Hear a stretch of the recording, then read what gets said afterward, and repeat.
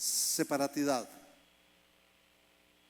La palabra fue acuñada por el psicólogo alemán de origen judío, Erich Fromm, en su libro El arte de amar. El libro fue publicado por primera vez en 1956 y ya en español salió en el 59. Por cosas de mi papá, que me daba libros todo el tiempo, yo lo leí cuando era un adolescente y después lo tuve que leer de nuevo en el curso de psicología en la secundaria. La propuesta de Erich Fromm es que el ser humano experimenta una soledad y una angustia, y él trató de resumirlo en la palabra separatidad. Es una palabra inventada por él para tratar de reflejar esa situación del ser humano. Este es el argumento de Fromm.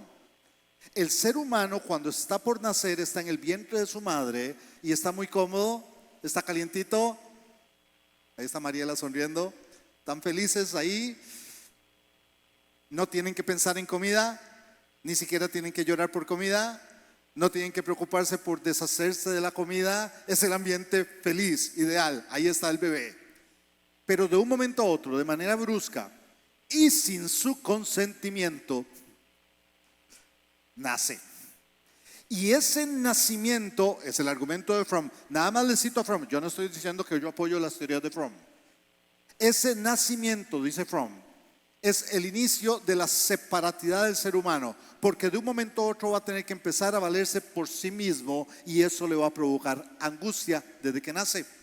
Entonces el argumento de Fromm es que la primera etapa de la separatidad es la separación del bebé de su mamá. Hasta ese momento eran un solo cuerpo y ahora el bebé está aparte y ahora el bebé tiene que respirar por sí mismo y ahora el bebé tiene que hacer un esfuerzo para poder comer y tiene que llorar para que le hagan caso y le den comida. Y ahora el bebé va a estar sucito porque va a hacer sus necesidades y empieza a experimentar una serie de cambios que esa separación de su mamá lo va a llevar a ir separándose del resto de seres humanos. Ahora, el argumento de Fromm es que todo ser humano vive la separatidad y Fromm propone esto. En su libro El arte de amar, él dice que la separatidad solo se puede resolver a través del amor. Interesante la conclusión de Fromm. Y Fromm no era cristiano, Fromm era un marxista recalcitrante, pero él dice que solo a través del amor, y él usa un adjetivo. Dice que tiene que ser un amor maduro, no cualquier amor. Todo suena muy bien, pero la visión de Fromm es humanista. Fromm nunca descubrió que había un amor más grande que el amor maduro del ser humano. Nunca descubrió que sí había un amor que transformaba al ser humano, el amor de Dios. Ahora, cuando yo tomo este concepto de Fromm y me pongo a pensar en el ser humano en general, no solo en un bebé que nace y va creciendo, la humanidad tuvo su separatidad. Voy a usar entre comillas el término. Adán y Eva estaban tranquilos en el paraíso, el lugar era precioso, el lugar tenían animalitos, tenían toda la comida que quisieran, con excepción de un árbol. Veían a Dios regularmente, Dios llegaba a visitarlos en el Edén. Y entró el pecado y empezó el proceso de la separatidad. La primera separación que el ser humano va a tener es con Dios. De un momento a otro tienen vergüenza y se esconden, pero después se va a reflejar en la relación de ellos. El hombre y la mujer se empiezan a separar. Él la culpa a ella culpa a la serpiente. Y la pobre serpiente no pudo defenderse. Y nacen los hijos.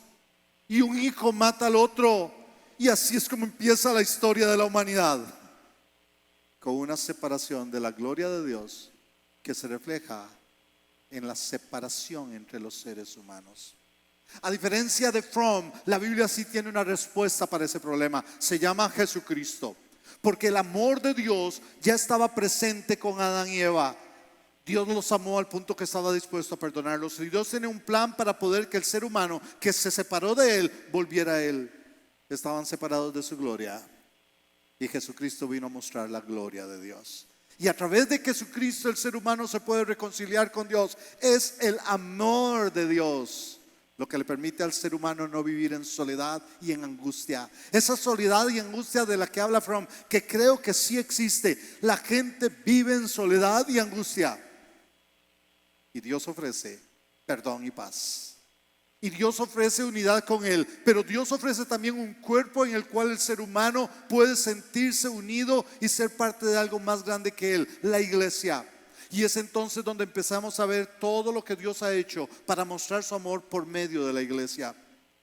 Hemos venido con una serie de predicaciones con el pastor Germán, donde en Efesios 4 hemos ido viendo todo lo que Dios va haciendo para que la iglesia crezca en todo. Ahora entonces el énfasis de esta mañana es que lo más importante es el amor. Y ese amor está reflejado en la declaración de Pablo en Efesios 4. Yo quiero invitarle a que busquen su Biblia, Efesios capítulo 4, versículos 14 al 16. Efesios 4, 14 al 16. Le invito a que se ponga de pie. Efesios 4, 14 al 16.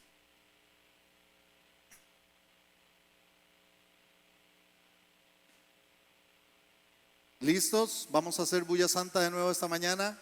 Me encanta ver a la iglesia leyendo la Biblia. No importa qué versión tenga usted. Vamos a hacer esas cosas que hacíamos en la iglesia en mis tiempos de juventud. Habían lecturas al unísono, antifonales, diferentes tipos de lectura. Pero como ahorita tenemos versiones diferentes, no me preocupa. Vamos a hacer esto.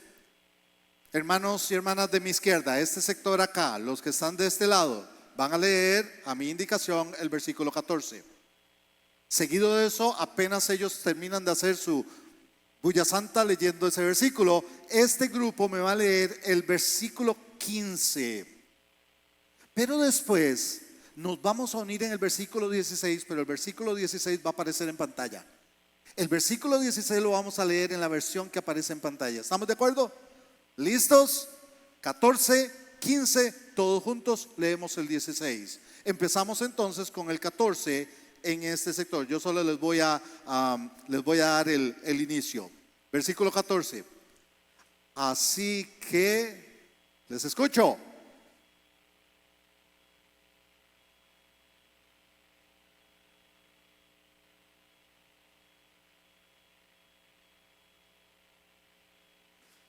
Sino que empieza este grupo.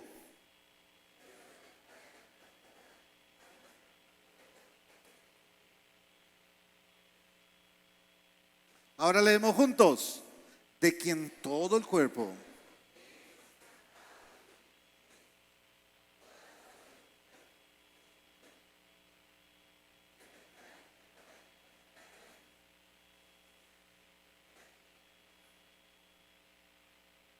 Tomen asiento. Solo en este versículo me voy a quedar y les voy a decir, ni siquiera me voy a quedar en todo el versículo porque toda la primera parte es lo que se ha venido desarrollando domingo a domingo. Yo voy a concentrarme en la última oración del pasaje. Dice, para ir edificándose en amor. Para ir edificándose en amor. Cuando aquí me presenta esto, me está diciendo la clave del crecimiento de la iglesia. Y yo quiero quedarme en este pasaje. Para ir edificándose ya me da un concepto de proceso. Para ir, no es que de un momento a otro ya la iglesia ha crecido. Es un proceso de crecimiento que tiene la iglesia. Pero aquí me da la clave del crecimiento. Nuevamente vuelvo a decirles, Pablo ya ha desarrollado todo el concepto de que somos coyunturas, de que hay dones, de que hay ministerios, de la obra que tienen que hacer los líderes, del trabajo que tiene que hacer la iglesia. Pablo ya ha desarrollado todo eso. Acaba de argumentar nuevamente que la cabeza es Cristo. Él es el que da el crecimiento a la iglesia. Pero Pablo culmina diciendo, todo eso no tiene sentido si el amor no es el motor de la iglesia. Ahora dice para ir edificándose en amor. Yo quiero desmenuzar esta oración. Dice para ir edificándose en amor. Y quiero empezar entonces enfatizando donde dice edificándose. Y ese edificándose es una palabra, edificar aquí es una palabra que usa Pablo varias veces, que puede ser traducido en el sentido de los edificios, edificándose. Puede ser traducida como por el cuerpo creciendo. Inclusive según el contexto esa palabra se puede traducir restaurándose. Es la idea de que la edificación viene dentro de un proceso de la misma iglesia. Pero aquí está el énfasis que quiero hacer. Porque hay un detalle. Ustedes saben que a mí me encantan los detalles en la Biblia.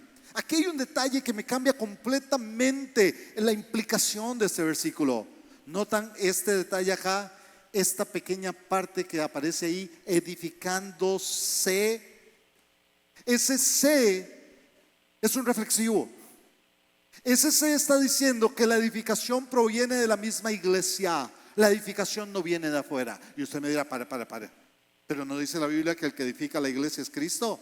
¿No fue Jesús quien dice, yo edificaría mi iglesia? Sí, el argumento de Pablo hasta acá. Claro que Jesucristo es el que produce el crecimiento de la iglesia. Pero de esta manera, Pablo dice, ya la cabeza dio todo lo necesario para que el cuerpo, nosotros, produzcamos el crecimiento. Ese se es un reflexivo. Ese se está diciendo que la iglesia es la que tiene el llamado, la responsabilidad y la capacidad de hacer que la iglesia crezca. A usted no le pueden donar medio corazón. A usted no le pueden donar medio hígado. A usted no le pueden donar medio ojo. Pero a usted le pueden donar medio hígado. Y la persona que se lo donó seguirá viviendo. Y usted podrá sobrevivir. ¿Por qué? Porque el hígado es un órgano del cuerpo con una capacidad de autocrecimiento, de autorrestauración. La idea del pasaje es que la iglesia tiene la capacidad, a pesar de golpes que se lleven en algún momento, a pesar de que algunos hermanos se molestan y se fueron, a pesar de que un pastor falló, a pesar de nosotros, la iglesia tiene históricamente la capacidad de seguir creciendo. Por eso, 2000 años después, la iglesia sigue en pie. Porque Dios le dio la capacidad a la iglesia de seguir adelante y ni las puertas del Hades podrán hacer que se detengan. Confesiones pastorales, ¿ok? Punto débil de mi vida. Punto débil de mi vida. Vamos, espero que nadie se me escandalice con lo que voy a dar de testimonio ahorita. Uno de los puntos débiles de mi vida, hermanos, lo confieso, es el pan. El pan, no el pan dulce. A mí no me tienta el pan dulce. Ustedes van a ver que muchos miércoles yo como lo que haya, la pupusa, el sándwich, la pizza, y no agarro el pan dulce. El pan dulce no me tienta. El pan francés, hermanos, ese me mata. Quíteme el arroz, quíteme las pupusas, quíteme lo que quiera, pero cuando no hay pan yo sufro. Y de los panes me encanta el pan de masa madre, porque es otro nivel de pan. Ojalá que hoy salga de aquí con hambre. Me encanta el pan de masa madre, pero el pan de masa madre tiene una característica, que no usa levadura regular. Sin embargo, sí tiene un proceso para ser leudado, la misma masa del pan anterior. La idea del pan de masa madre es que la misma harina y el agua tendrán la capacidad de volver a crecer, poniendo un poco de masa de unos días antes que se ha fermentado, y a ella se le agrega harina nueva y agua nueva, y saben que el pan empieza a crecer por el mismo pan. Es la misma masa la que hace que el pan crezca. ¿Saben ustedes que hay una masa madre que está viva, está activa, la siguen usando día a día? Tiene 240 años. Desde el siglo XVII están produciendo pan con la misma masa madre, día a día, y sigue viva. 240 años. Es una masa madre de Finlandia. Óigame, les voy a decir que espiritualmente la masa madre más antigua que hay se llama Iglesia de Jesucristo.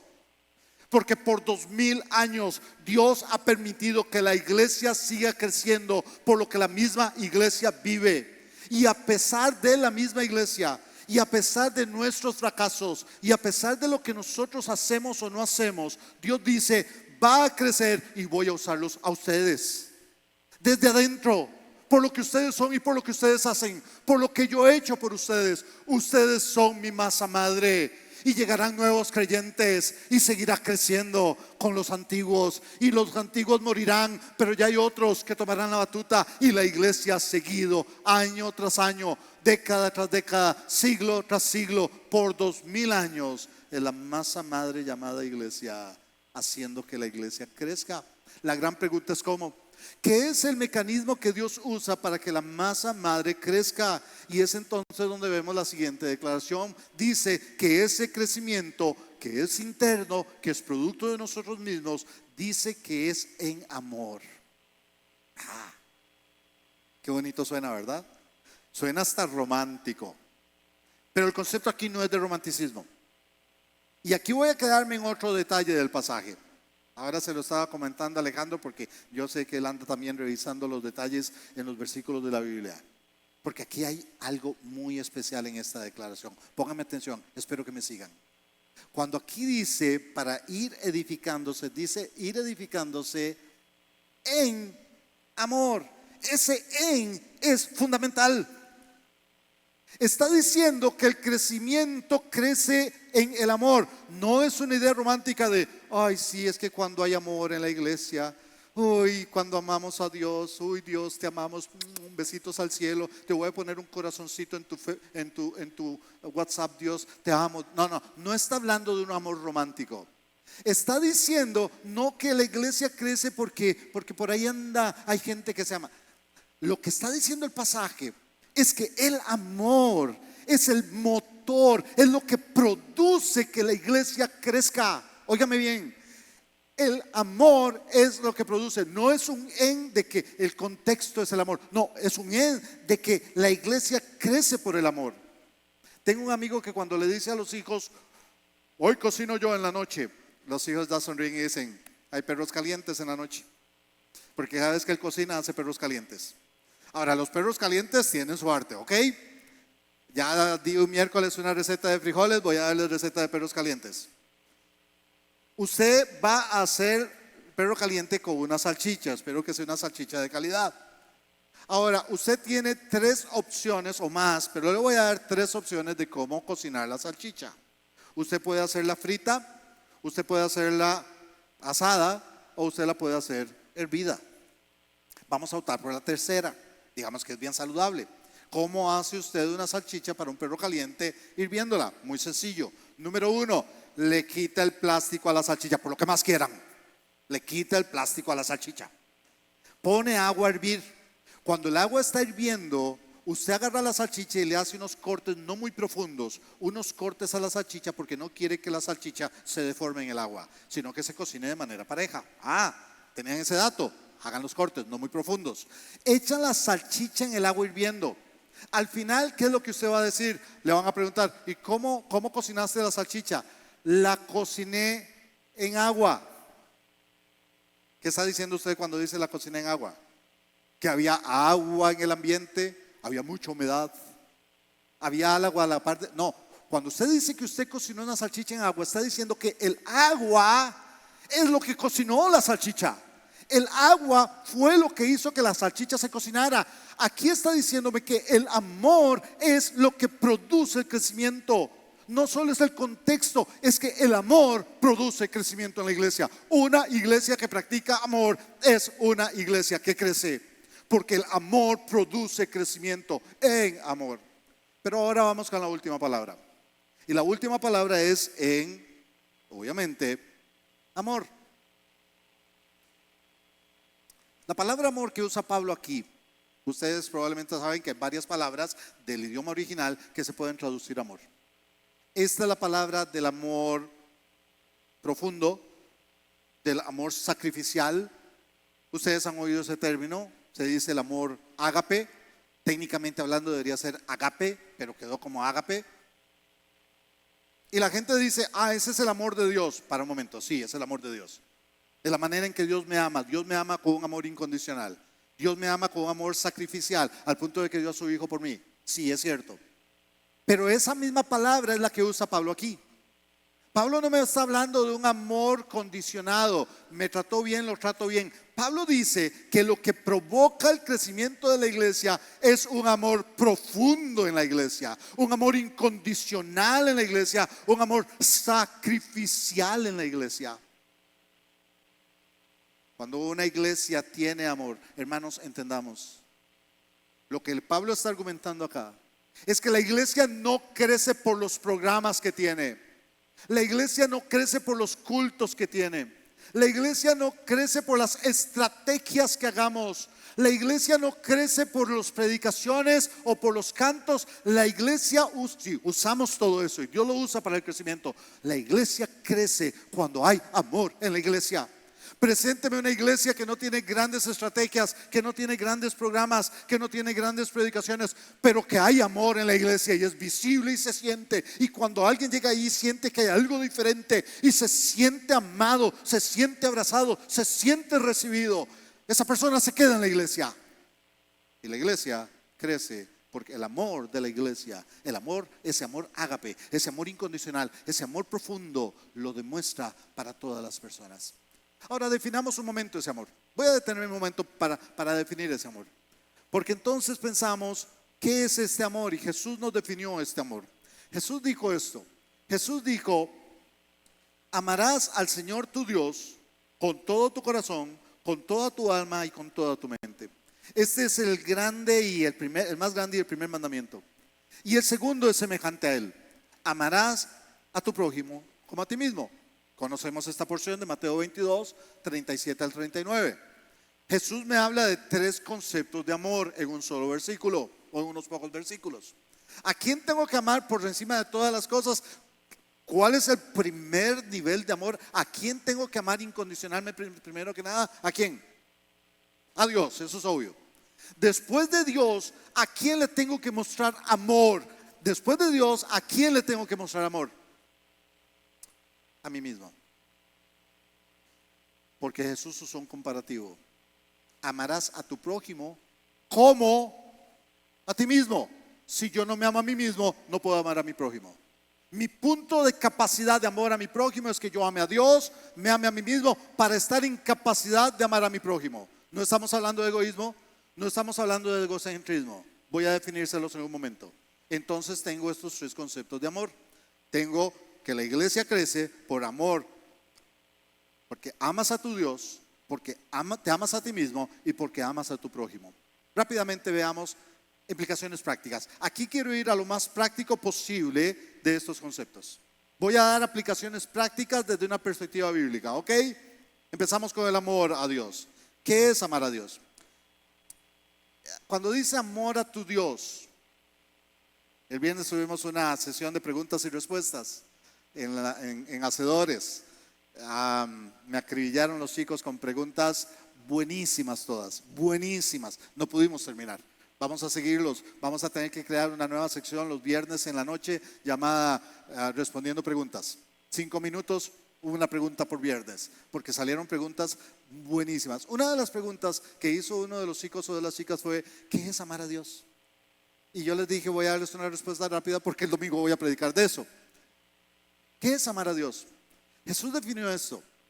Jesús dice en Juan 14, 15, si me aman, obedezcan mis mandamientos. Ahí está. Usted lo va a encontrar en versiones que dicen, si me aman, guarden mis mandamientos. Guardar, obedecer, es la misma idea.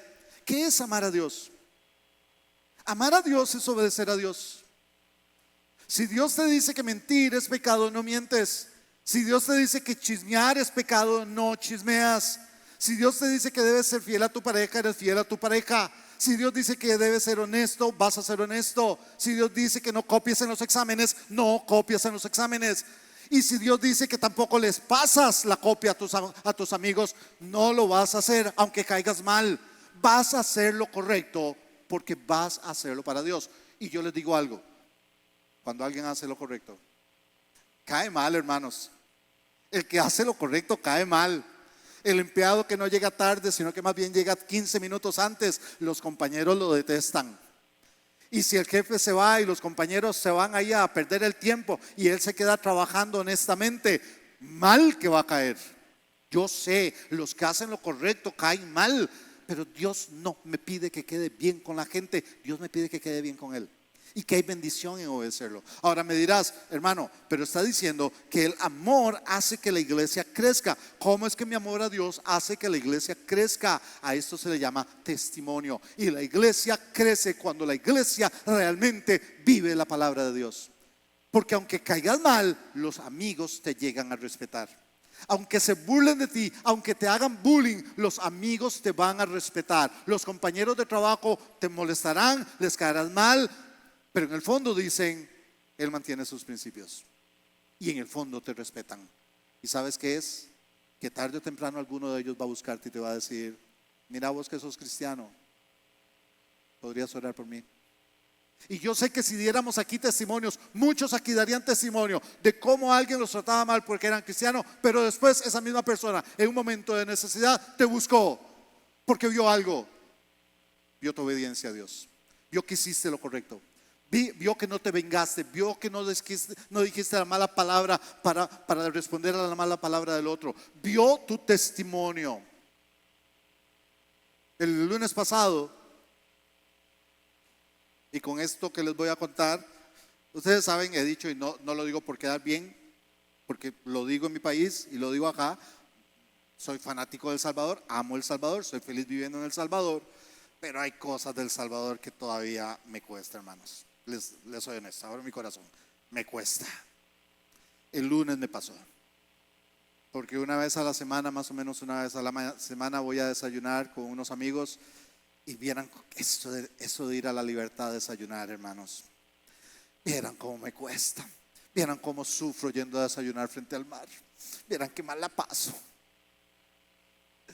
Y el lunes fui a desayunar a un restaurante allá en la playa. Ver abajo el mar, los surfistas, el viento, el sol. Ay, Dios bendiga este país. No lo puedo hacer en el mío. Para eso tengo que viajar demasiadas horas. Pero aquí simplemente me escapa la libertad. Y estaba con un pastor amigo, fuimos juntos a desayunar.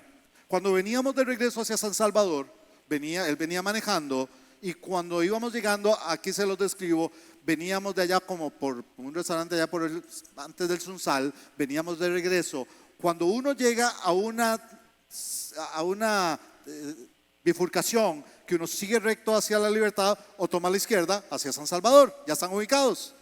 Si no, con gusto yo los llevo y les explico. Pero me invitan al desayuno. El asunto es que íbamos llegando ahí. Antes de llegar ahí, había un centro comercial pequeño a mano izquierda. Él vio y me dice, hey, voy a meterme acá, quiero presentarte a un amigo. Y nos metimos al centro comercial, dejamos el carro, me bajé con él y nos acercamos a su amigo. No voy a dar nombres, no voy a especificar, solo les puedo decir que su amigo es uno de los empresarios. Ese amigo que me presentó es uno de los empresarios de su empresa es muy conocida en El Salvador, muy próspero, muy próspero, no es cristiano, pero se hizo amigo de este pastor amigo mío. Y me lo presentó, muy amable el hombre. Él estaba supervisando porque están abriendo una sucursal de su negocio en ese centro comercial. Y estuvimos hablando un rato. Y al final este pastor amigo mío le dijo, mira, ¿nos permitís orar por vos y que Dios bendiga este proyecto? Uy, por favor, nos dijo. Y tuve el privilegio de orar en ese momento que Dios bendijera a este empresario. Y nos fuimos. Cuando salimos de ahí, este pastor amigo me contó la historia de cómo se hizo amigo de él. Porque yo estaba con, hey, ¿cómo lograste ese contacto? Porque estoy hablando de un empresario de muy buen nivel en El Salvador. Y me dijo, sucedió que nuestra iglesia vendió el terreno que tenía porque queríamos construir en otro lado. Y él fue el que nos compró el terreno. Él nos compró el terreno. Una vez hecha la compra, en mi oficina llegó el de bienes raíces, el que hizo todo el contacto y todo el proceso, llegó a mi oficina en la iglesia y me entregó un cheque. Él me dijo el monto, no se los voy a decir, pero era un monto insano de miles de dólares. Y el pastor se quedó viendo y le dijo, ¿y esto qué es? A nombre de él. Una pequeña bonificación por ayudarnos en el proceso de que la iglesia vendiera el terreno. voy a decir algo, no había nada ilegal, no era, ya el trato estaba cerrado, no había nada ilegal. Pero el pastor dijo, ¿cómo voy yo a recibir este dinero si fue de la venta de la iglesia? Y agarró el cheque y se lo devolvió al de bienes raíces y le dijo, vea, saquen un nuevo cheque del precio que se vendió e incluyan esto que usted me está dando acá. El de bienes raíces se quedó así como con, y este tonto, porque era tentador, el monto era tentador. Cuando él me lo dijo a mí, yo de paso pensé un poquito, pero no. Pero el asunto no quedó ahí. El asunto es que el empresario se reunió con el pastor y le preguntó directamente, ¿por qué el monto del cheque del pago de la iglesia es mayor? Porque yo devolví la bonificación que me estaban dando a mí. Yo creo que como pastor no tenía que recibir un dinero de una venta de la iglesia. Y el empresario ya sabía el asunto y le dijo, sí, me di cuenta. Y el empresario le dijo, hoy te respeto. Este día me ganaste el respeto. Y hasta la fecha, cuando ese empresario necesita oración, llama al pastor, todavía no es creyente. Cada vez que él necesita, pide un consejo, busca a ese pastor. Y cuando lo vio, cuando él me llevó, fue a la alegría de ver a alguien porque lo respetó, porque hizo lo correcto. Cuando tú haces lo correcto, das testimonio. Y tarde o temprano ese testimonio permitirá que el reino crezca y personas que te están viendo pueden venir a Jesucristo porque han visto que eres un cristiano no de domingo y no de palabra, sino que mantiene su vida cristiana cuando le conviene y cuando no le conviene. El amor a Dios hace que la iglesia crezca.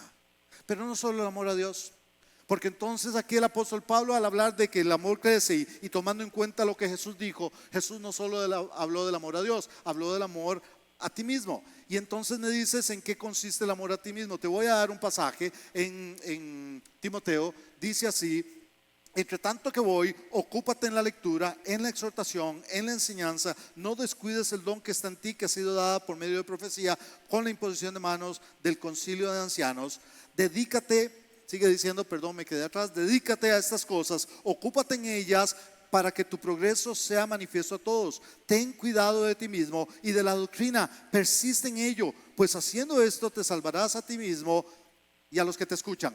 Voy a hacer un paréntesis breve porque no es el énfasis de la predicación, pero no quiero confusiones. Cuando Pablo termina diciendo, pues haciendo esto te salvarás a ti mismo, Pablo no está diciendo que por ocuparse en la lectura, por crecer, por buscar las cosas de la vida cristiana, que eso es lo que me va a salvar. Pablo lo que está diciendo es, cuida esa salvación que tienes haciendo estas cosas. Y haciéndolo, vas a ver que otros van a llegar a Jesucristo, otros se van a salvar. Tu testimonio va a impactar la vida de esos otros, pero primero tienes que crecer tú mismo. Ahora, mira lo que dice Pablo en esta parte. Dice, ten cuidado de qué. Ten cuidado de ti mismo y de la doctrina. Pablo dice, preocúpate por lo que crees. Tu doctrina. Creemos en la palabra de Dios, la estudiamos y la predicamos. Pero dice, antes que eso, cuídate de ti mismo. Esto es amarse a sí mismo. Amarse a mí mismo es que yo me cuido a mí mismo en mi vida cristiana. Yo quiero lo mejor para mí en mi vida cristiana. Amarme a mí mismo significa que voy a sacar tiempo de oración, que voy a sacar tiempo cada día para leer la Biblia, que voy a sacar tiempo de vez en cuando para ayunar delante de Dios, que me voy a congregar de manera regular en la iglesia.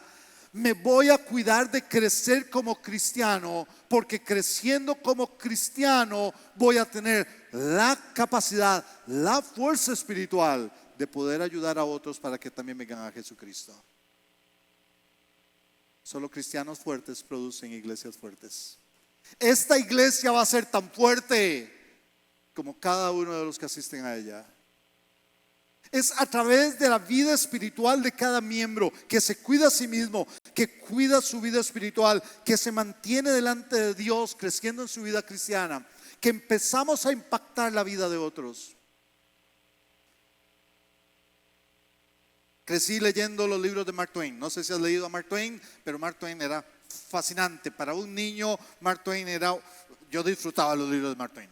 Me los dio mi papá y me leí casi que todos los libros de Mark Twain. Vamos, los más famosos, Tom Sawyer, las aventuras de Tom Sawyer y Huckleberry Finn. A mí me encantaba leer.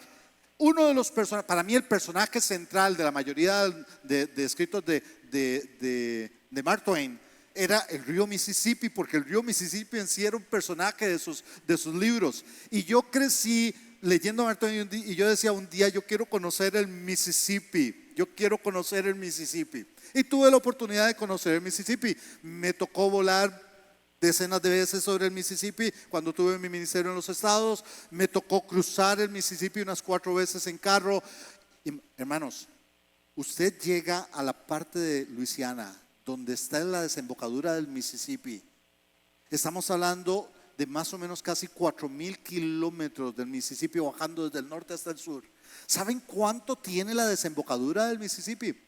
La desembocadura del Mississippi tiene más o menos, casi poco menos de 2 kilómetros. Óigame, es de aquí, no al Luceiro, al Masferrer.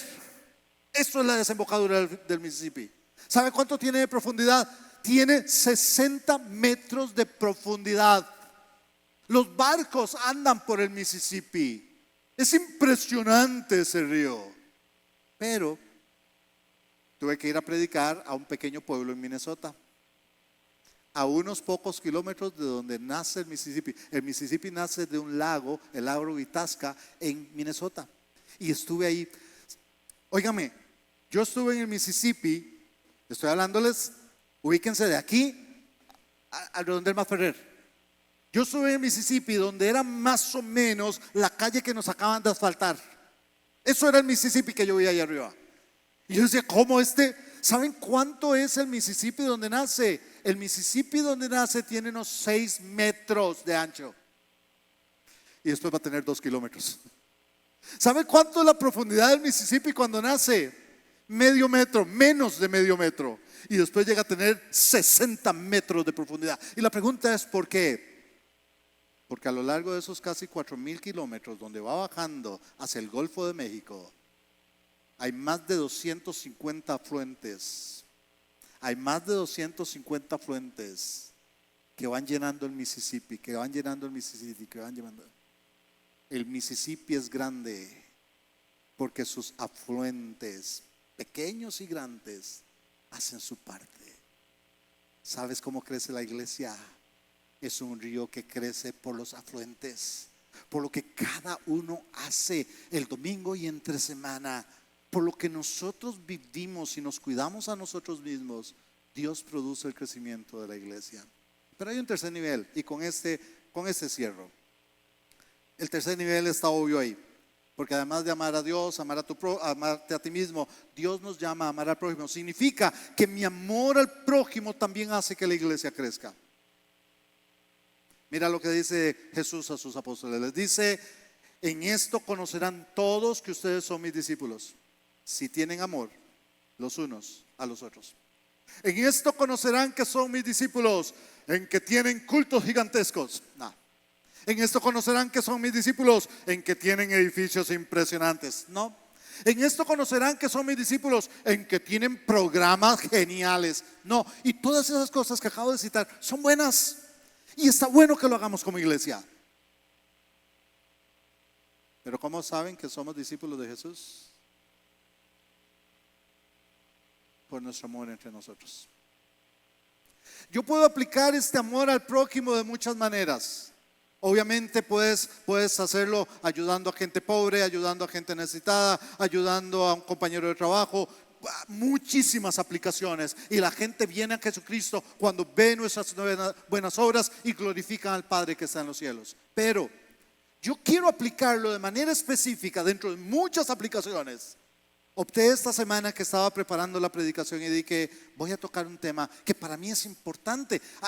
Algunos me dirán, ay hermano, está exagerando. Para mí es importante en la vida de la iglesia. Aquí, en cómo nos mostramos el amor en una pequeña cosa, donde no vas a gastar un solo centavo y vas a bendecir a muchos.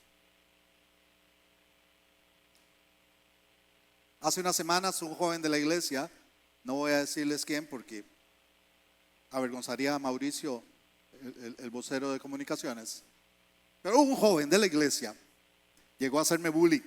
Hermanos, queja oficial, los jóvenes me hacen bullying. Y no solo él, puedo citar a varios. Pero la venganza mía, yo les dije, cada vez que hacen una broma, yo les digo, recuerden que yo a veces predico en la iglesia, los voy a usar de ejemplo. Ok, va Mauricio. Resulta ser que llega Mauricio y me llama. Ahí viene. Véanlo allá atrás con la gorrita, él es Mauricio. Y se me acerca Mauricio un domingo antes de empezar, estábamos por empezar el culto. Y me dice, hermano, y me voy a ver, tal vez tiene una necesidad, tal vez, no, me dice, hermano, ¿a qué se está postulando? Y le digo, ¿cómo que a qué me estoy postulando? Sí, es que lo veo que anda ahí saludando a todo mundo. ¿Qué es lo que anda buscando, hermano? Sí, esa costumbre de saludar la he tenido toda la vida, en la iglesia y fuera de la iglesia. A mí me gusta llegar cuando hay un cajero, una cajera en el supermercado, y pongo las cosas y lo primero que les pregunto es, ¿cómo ha estado su día? ¿Cuánto me costó eso? ¿Me cobraron más en el supermercado por preguntarle a alguien cómo ha estado su día? Cuando voy en un Uber, puedo preguntarle, ¿desde qué horas estás manejando? Uy, cansado. Bueno, que Dios te bendiga el resto del día. Puedo dar una simple palabra y yo no puedo medir lo que esa simple palabra puede impactar a una persona. ¿Qué haces cuando vienes a la iglesia? Porque me dirás, hermano, para saludar a la gente, ahí están los diáconos a la entrada. Sí, y hacen un excelente trabajo. Y por cierto que ese ministerio ha crecido muchísimo en los últimos meses. Y los felicito, están haciendo un trabajo fabuloso. Pero no es responsabilidad solo de los diáconos. Uy, los pastores y los ancianos. Sí, yo creo que los pastores y los ancianos deben estar aquí saludando. Los líderes de la iglesia, aquí debemos estar los líderes de la iglesia. Pero ¿qué vimos hace unas semanas? Que la obra del ministerio es de ¿quién? De los líderes.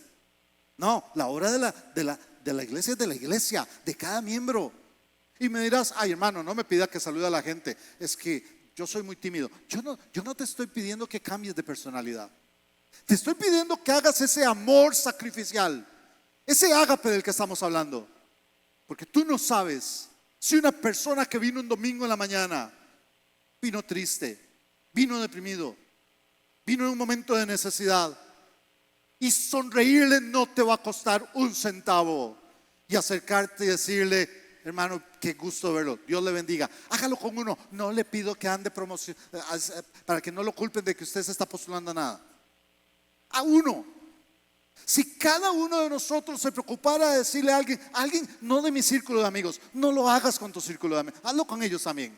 Pero busca a alguien que tal vez no has visto antes. Busca a alguien que está por primera vez acá y le dices, Dios te bendiga. Solo eso, Dios te bendiga.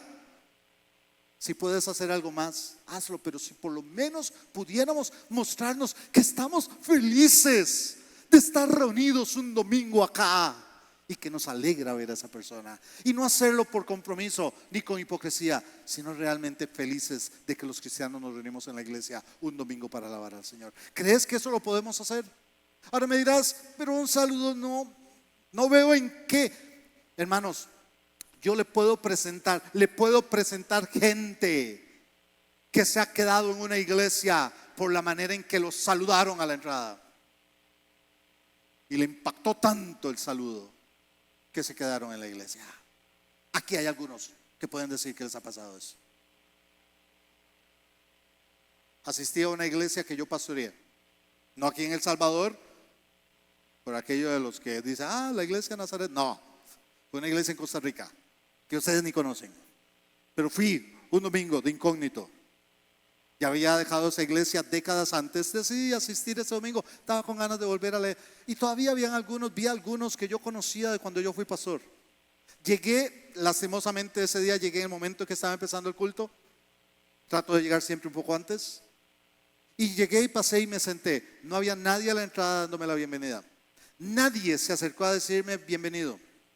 Terminó el culto, el pastor ni me saludó. Y estamos hablando de que era una iglesia, habrían unas 50 personas ese día. No era que eran 2000 y yo pasaba desapercibido.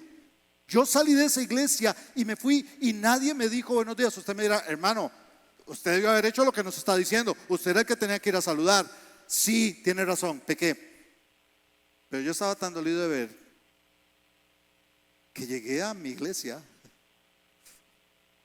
como ahora volvieron Arturo y Patricia a su iglesia, y no hubo alguien que me dijera, bienvenido. Qué bendición tenerlo acá. ¿Crees que una palabra puede transformar la vida de alguien? Octubre de 2002. Y tengo claro un mes, no el día. Octubre de 2002. Ya me había trasladado a vivir a Estados Unidos.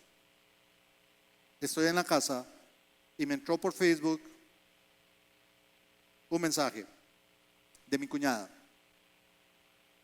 Ya yo había pastoreado aquí en El Salvador por 3 años y ya tenía un año de estar en Estados Unidos. El tiempo para mí es clave en esto que les voy a contar. Habían pasado 4 años que yo había dejado el colegio cristiano donde yo fui profesor de vivencia cristiana.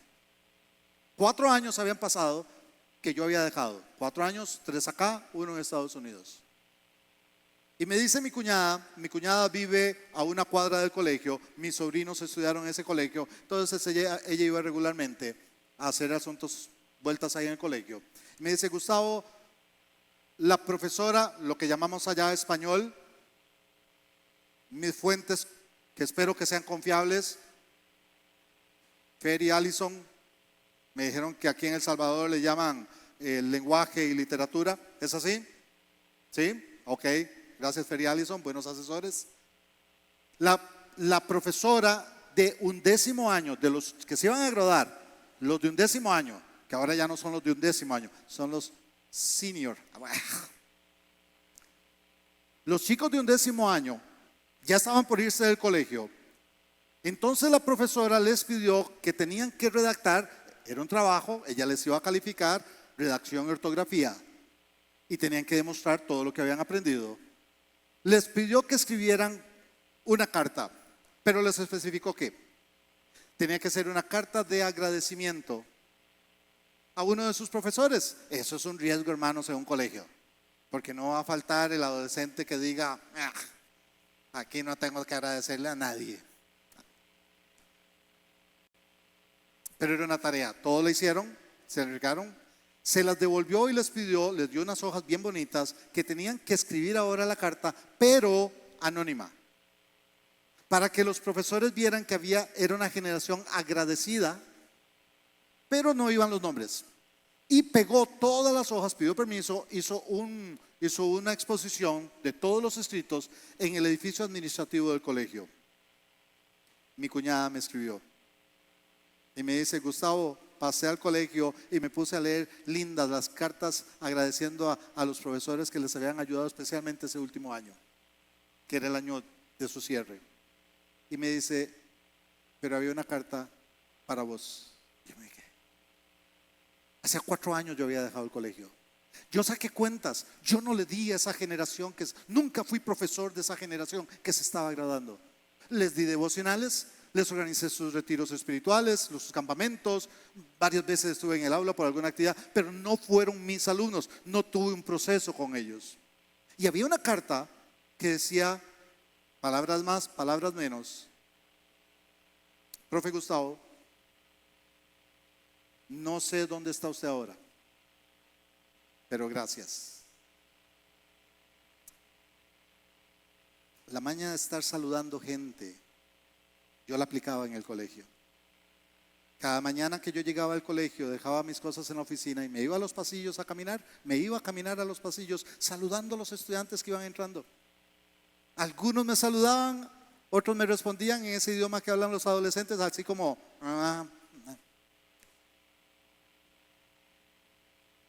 era lo que hacía. Básicamente, hola, ¿cómo estás? ¿Cómo estuvo tu fin de semana? Qué bueno verte hoy acá. Que tengas un buen día hoy. Palabras por el estilo. Nada del otro mundo. Profe Gustavo, no sé dónde estará usted hoy, pero quiero darle las gracias. Un día yo venía de mi casa, era una chica deprimida y venía pensando que mi vida no valía nada, que prefería morirme. Pero usted estaba saludando en el pasillo, me vio de lejos cruzó el pasillo, me saludó con una sonrisa y me dijo algo que tocó mi vida ese día. Y tomé la decisión de que no tenía que quitarme la vida. Eso a mí me impactó. No tengo la menor idea de quién fue ese estudiante. No tengo la menor idea de cuándo sucedió eso. No tengo la menor idea de qué le dije. Pero sí sé algo. Una palabra que tú des de bendición puede cambiar la vida de alguien. ¿Y sabes qué es lo que va a suceder? Que por tu amor a Dios, por tu amor a ti mismo, por tu amor al prójimo, la iglesia de Jesucristo seguirá creciendo, porque la masa madre no se detiene, crecerá contigo o sin ti. Así que haz tu parte. Padre, en el nombre de Jesús, ayúdanos a vernos como parte de un cuerpo, Señor. A no creernos más importantes, pero tampoco creernos menos importantes. Que tú escogiste que estuviéramos en esta iglesia, que tienes algo por lo que nos tienes en esta iglesia específicamente. Cumple, Padre, tu propósito en nosotros. Padre, oro en el nombre de Jesús por cada uno de los hermanos que me están escuchando acá, de quienes lo están escuchando por internet, de quienes lo escucharán más adelante. Padre, que lo que hemos hablado hoy de una u otra manera, Padre, nos haga replantear áreas de nuestra vida.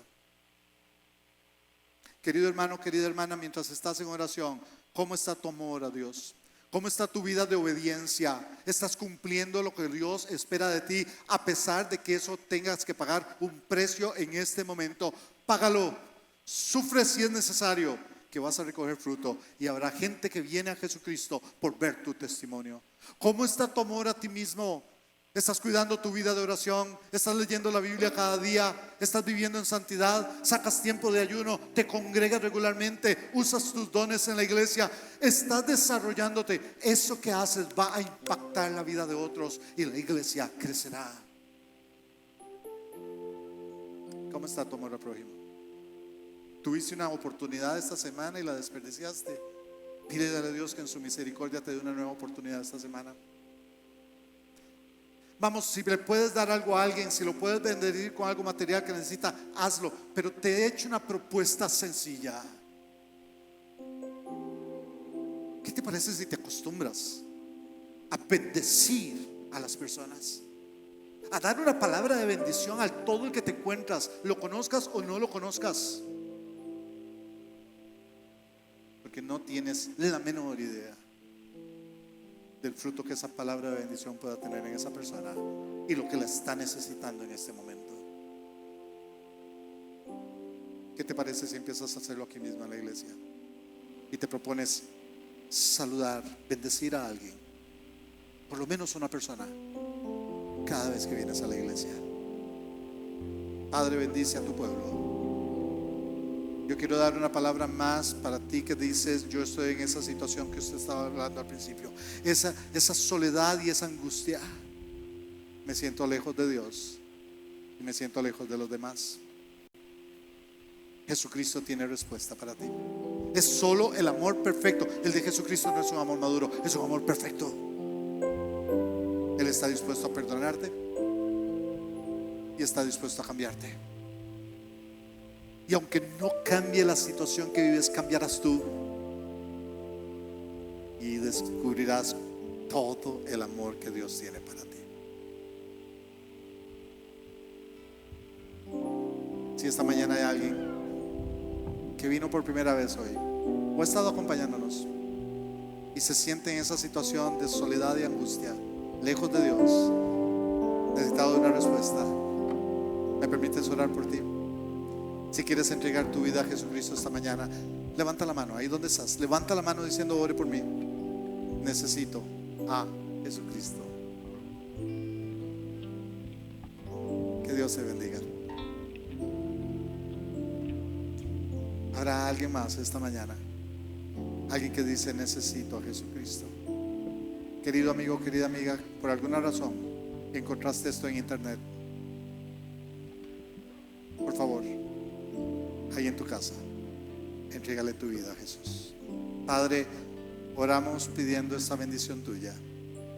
Bendice a tu pueblo esta mañana. Padre, que esta iglesia sea bendecida cuando estamos acá. Y Padre, que cuando salgamos de aquí, salgamos para bendecir. Que mostremos ese amor profundo, incondicional. Y que podamos ver fruto en el crecimiento de tu reino. En el nombre de Jesús. Amén. Esta mañana termino diciéndote una palabra para ti. Y la digo con todo el significado de la palabra. Que Dios te bendiga este día.